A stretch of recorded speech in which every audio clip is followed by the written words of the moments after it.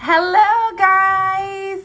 I am broadcasting from Mexico this week. Sorry for being a few minutes late, and we're going to go ahead and get started. I'm going to, of course, send our guests a request so that they can join in.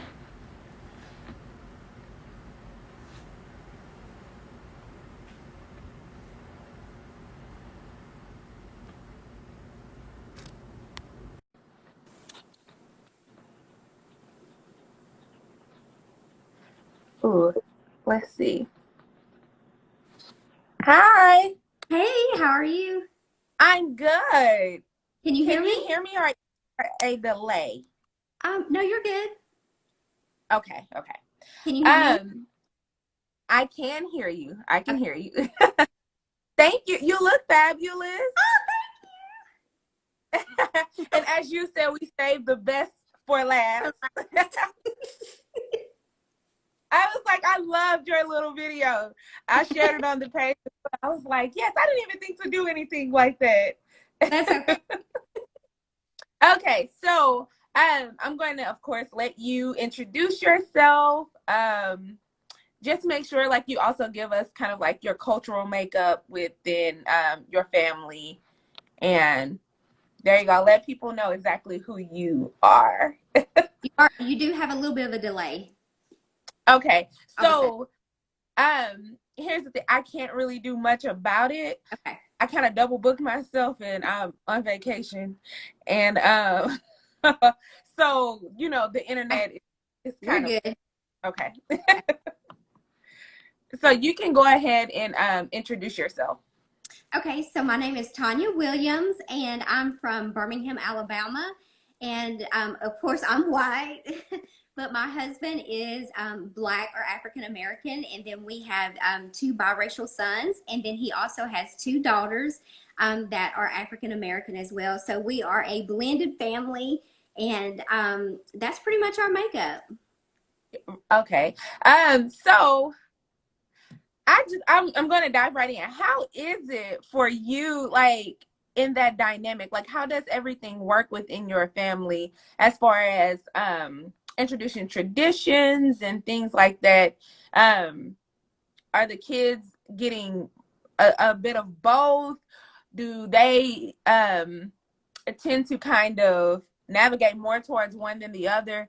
Like that type of stuff. Just fill us in.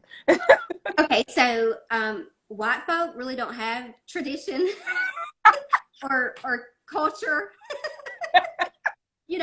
I'm just being real. We really don't. We don't have a lot, just like comparing to other cultures. We don't. So yes, they embrace both sides. I have one son that he embraces the black side more so than the white, and then I have one that embraces the white side more than the black side. And the girls, they just mesh in where they, Where they everything really just seems to flow really well. Um, it was kind of rough and bumpy in the beginning when me and my husband first started dating because his kids were younger, and so, Mhm. you deal with the typical drama that goes on around that. And, but, we've been together for, oh my goodness, 19 years now. So Wow. it's really not even an issue now. Congratulations. Congratulations. That's such a blessing. Thank you. So, when you came into the situation with the girls, Mhm. um, how did they perceive you coming in? Did you feel like they were really receptive, or were they more like, okay, I don't know what she's talking about doing, but we don't do that like here, like that over here. Like Yeah, I know what you're saying. I think it was an easier transition because we were not all in the same household. So right. they both lived with their mothers because there's there are two separate mothers. Okay. So basically, I think his oldest daughter was maybe 10 when we got together. And, Mm-hmm. I didn't have any issues with her whatsoever. She embraced me. It wasn't a big deal. I think children these days, they accept things like that more. I think for Right. her, she was more open to see me as for who I was. And, I've even remember one time we went to Taco Bell and she told one of her friends, like, oh, she's not like that, you know. And for the younger one, though, was a little more complicated because when we got together, my husband and her mother had just recently broken up. So, and she was very young. She was around 2. So throughout that, we dealt with a lot of drama. The mother would not, didn't want to let him see her because he was with me and things like that. And so she grew up, her mother unfortunately passed away when she was around 10. So we got joint custody of her with the aunt at that time. But all she really knew me of was what people told her, which was not anything good. So Right. Right. that was a little more complicated. Finally, when we got to the point where we had, joint custody of her, we had to have a come to Jesus meeting. And, I had to let her know, I was like, am I anything like what they have told you I'm like? And she's Right. like, no. I said, well, then just give me a chance and get to know me for me and how I treat you, and we just kind of built from there and we became very close.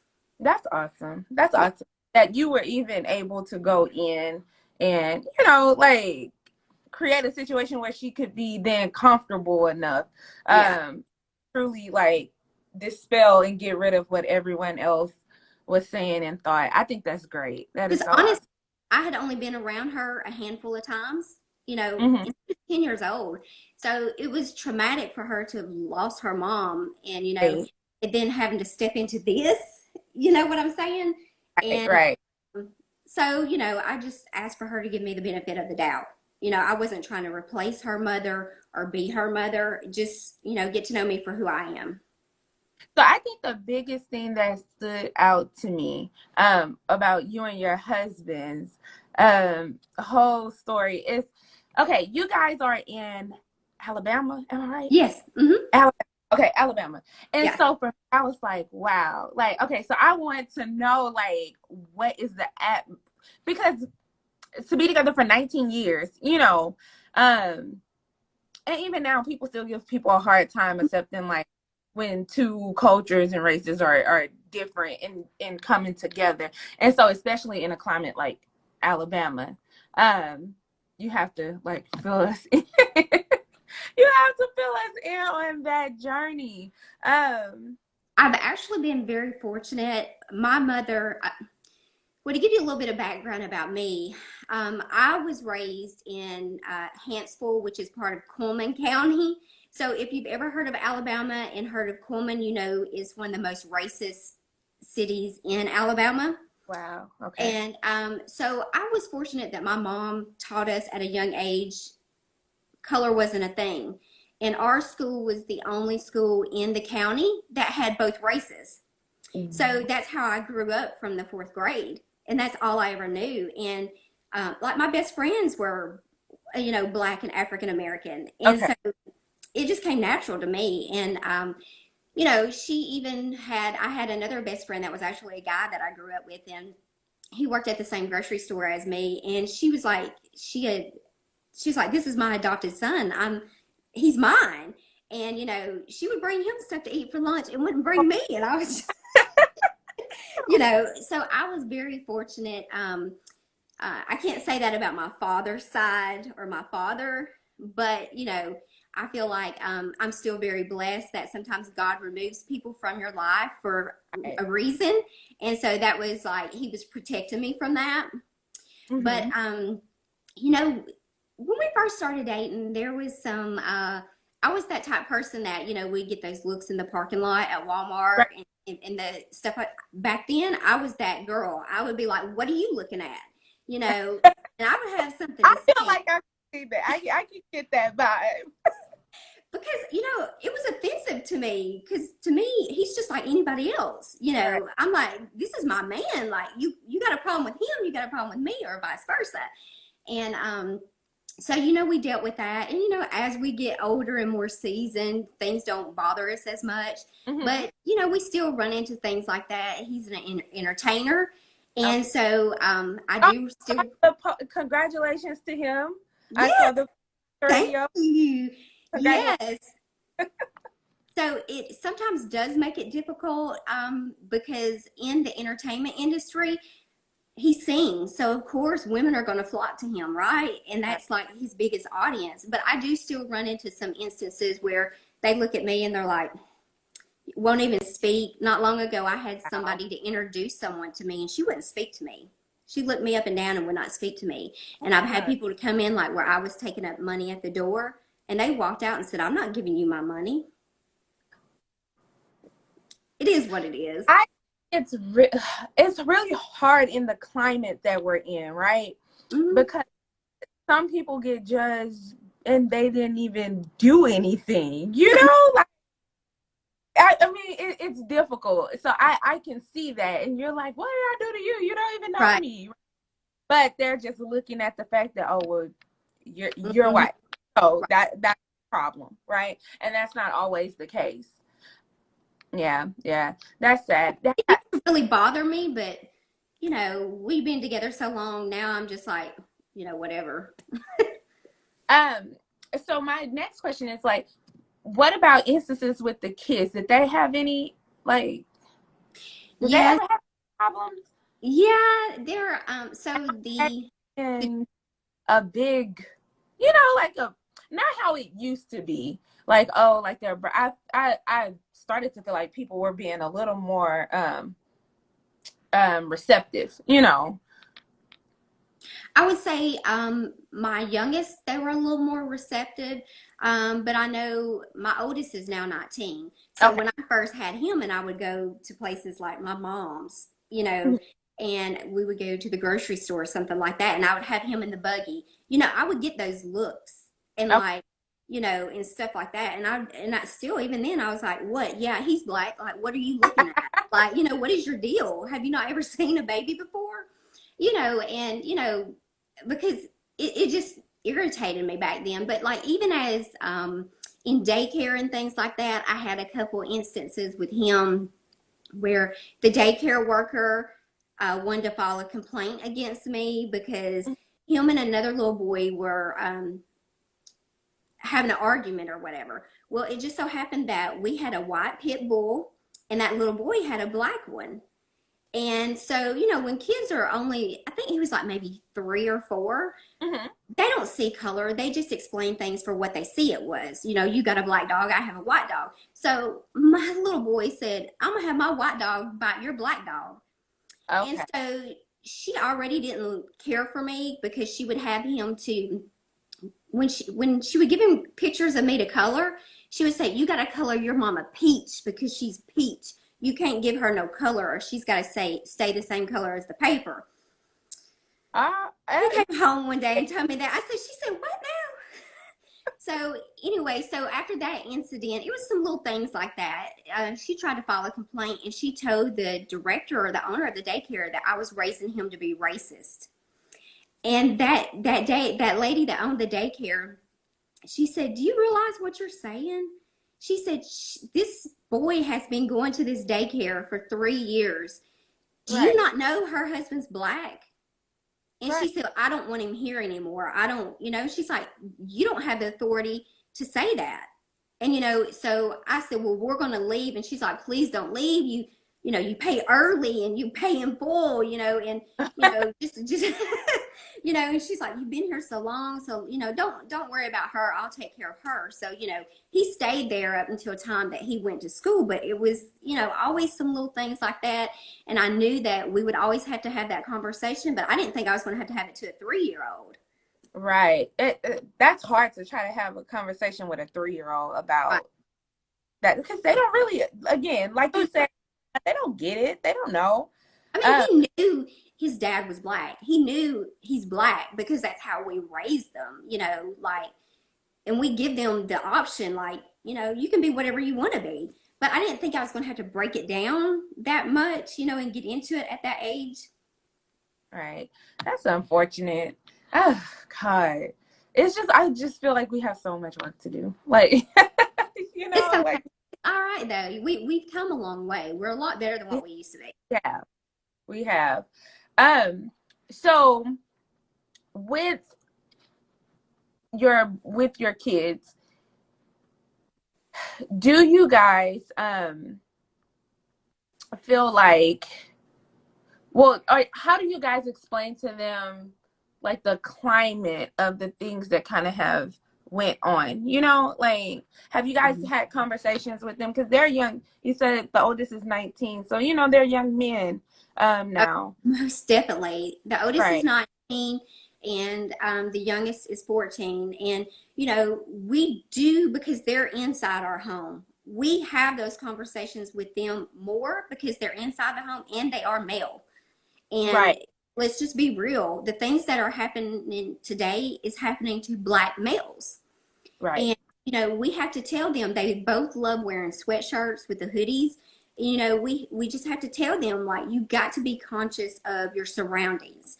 You know, don't always be around on your phone looking down or have your iPods in. Make sure that you know what's going on at all times because, um, you know, even though you have white friends or Hispanic friends or whatever, some people only see you for what you really are. They only see you as a black boy or a mixed right, boy. right. And you You don't know, have the privileges right. And as they don't like that. So Mhm. even though we've raised you to be accepted either or, to both cultures, however you feel more comfortable, to identify with, that's just not the case for other people. Right, right.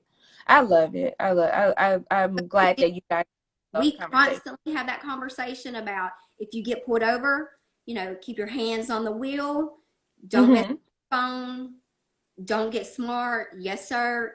Treat them with respect. Do what they tell you to do. But Right. yes, we constantly have these conversations with them. That's awesome. I'm glad that you guys do. Sometimes people try to overlook it, like it's like they don't want to have the hard conversation, but you have to. You have Well, to. we really have to because, they're both fairly light skinned, but to a white person, they're still black. You know what I'm Right. saying? Just look at Right. they're still black. So that's how we have to treat it. And unfortunately, the world that we live in, most of these things that are occurring, these people are doing nothing wrong. So I think, and that's the hardest thing for I keep saying white people, but that's just what it is. I think the hardest thing for them to understand is it doesn't affect them directly, so Hmm. they can't relate. Well, it affects me directly because these could easily be my children. Right. And so Right. I'm a lot more passionate about it and more vocal about it. And, I think it's one of those things, the more that we talk about it, the more we educate people and have these hard conversations with them, the more they will understand. Because until it happens to theirs, they will never understand. Right. Right. That is very true. That is very, very true. You guys, so I love Mrs. Tanya because she is like, I feel like she just gives it to you real. And I love her spirit, right? Um so I'm so grateful to you for granting. She was on board as soon as I asked. Like she's very what you see what you get. So Yes. not a, like she's not a friend. And did you let them know that you're also a life coach? Did you let them know No, I didn't. I just skimmed right that? over that. Look, I was so excited because this is something nobody ever asked me to talk about this, and it's like I'm so excited. But yes, I'm a life coach. I coach in the areas of finances, relationships, and spiritual. I'm not limited to those, but those are my three major ones that I do. I'm also a new author. I also have, yes, Fun. thank you. So I just wrote that book and it will be dropping tomorrow, actually. It's called The Best Version of Me. And I really talk about some things in the book that was really intimate and personal things that have happened in my life, but I was very transparent because it's a lot of things that a lot of women go through and it has happened to them, but the church won't discuss it. Mm-hmm. So I also kind of made it like a self-help book where I applied some biblical principle to it and try to help you, like tips on how you can get through that. Mm-hmm. And so I'm really excited about that. I'm also a podcast host, and the podcast is called Fierce, Favored, and Spiritually Grounded. And let's see, what else do I have going on? I'm a speaker. I have my own mentorship called Grace, which is called for girls rising above challenging experiences. And also an ambassador. So I think that's about it in a nutshell. What did you just win? I know I saw you won. Oh, Was it it um, top influencer of the year, national top influencer of the year. right, right. Congratulations on that Thank you. category with some people. I was like, okay, like, oh, but you got it. Like, and I love it. I love it. I love everything that you're doing. It's very inspirational. And I love things like this. I love meeting new people, and it's like, there's power in numbers, and I love to collaborate with people and just, help the next woman get to where she wants to be. And there's nothing wrong with encouraging Right. one another. We need to do that as women. It's like teamwork makes the Do that dream more. work. Right, Why right. are we, I don't believe in competition. I don't believe, even if we're in the same field, there's enough to go around for us all to share. And so thank you so much, because I absolutely love this. And, I feel like I've gained a new sister. I told you, I was like, I adopted you as my auntie already. Yeah, I literally found her in a group, and she posted she was singing to her husband, and I was like, oh, this is so cute, right? Like, let me go at her. And then I was like, she's so pretty, like, oh, she's out, like, everything. And so now, yeah, she's like I adopted her as my auntie. Like, and I think that's what you said, like when you asked me to do yes, it. I did. Thank you. Sorry, my auntie. Can you please, like, Yes. do this live with me? Like, because I just thought you guys were a really good, mix, and I love, like, you could kind of feel the essence of. Everybody says that. Really? Really, it's just who we are. We're both kind of, crazy. He's like really the over the top people person, and I am not actually. Like, I've had to grow into that. It's Oh, like, wow. you can Tell ask you my this. mother-in-law. She was like, baby, I can't believe how far you come. You used to not would talk, you were so quiet, and now look at you. But Right. it's just, we feed off of each other, and we just have fun. We want to show people what a healthy, loving marriage should look like.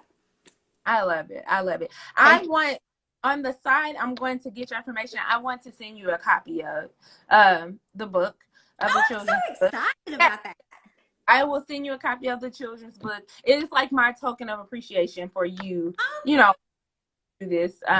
Even though nobody expected anything, but I just wanted to give it to well, everyone. thank you so much. I'm actually, that's going to be what my next book's going to be. It's going to be centered around this. I've been Awesome. wanting to do it for like, oh my gosh, I don't know, 10 I years believe from now. in mind connection. So I, Maybe we I should do one together. we could. You guys hear that? You guys hear that? Okay. Girl, Yeah, I'm all for it. I'm we like, should. why not? I'm all for it as well. I mean, just let me know, because I mean, like, that's what people don't understand. Like, you come over here with me, your people become my people Right, become your people, and that's how we all win. And right, hey, I'm all for it. I'm right. excited about it. I am too. So we will be in touch on that as well. Yes. Uh, and if you need anything like from me, let me know. And same here. If you have anything that you have going on, let me know. I will share it. I will promote you. I will help you. I will, whatever you need me to do, I'm there. I'll do it. Right, right. So for the release of your book tomorrow, like I definitely I'll when you post, I will share it. I'll get the word out. I think what you're doing when people are spiritually grounded beyond and doing things beyond the walls of the church, I think is amazing. And Well, so I we feel like that's what God's called me to. I'm actually a minister. So as I was going through school, I just graduated last December. And as I was going through, I kept hearing God say outside four walls. And I was like, what does that even mean? And at the time, I was serving in the prison ministry. So I thought, okay, well, you can't get no further outside four walls than this. So I thought that was it. But he just really kept speaking to me. And that's how the life coaching came about, because I knew I was drawn to people had been counted out, and maybe felt like, they couldn't go inside of a church. And let's just be real. The people inside the church don't think they need any help anyway, so I can't help them, you know? So Right. I'm just really drawn to those type people. And I think in order to reach people, you have to be real and relatable. And so Right. that's how I became a life coach, because I noticed when I would tell them, oh, I'm a pastor, or, you know, I'm a minister, they would like back away. And Kind of I close. oftentimes, yeah, I find Yeah. myself like traveling with my husband. We're in a lot of clubs a lot, and people will just come to me and start telling me their life story. And when they say, "Oh, what do you do?" Oh, you know, ministry.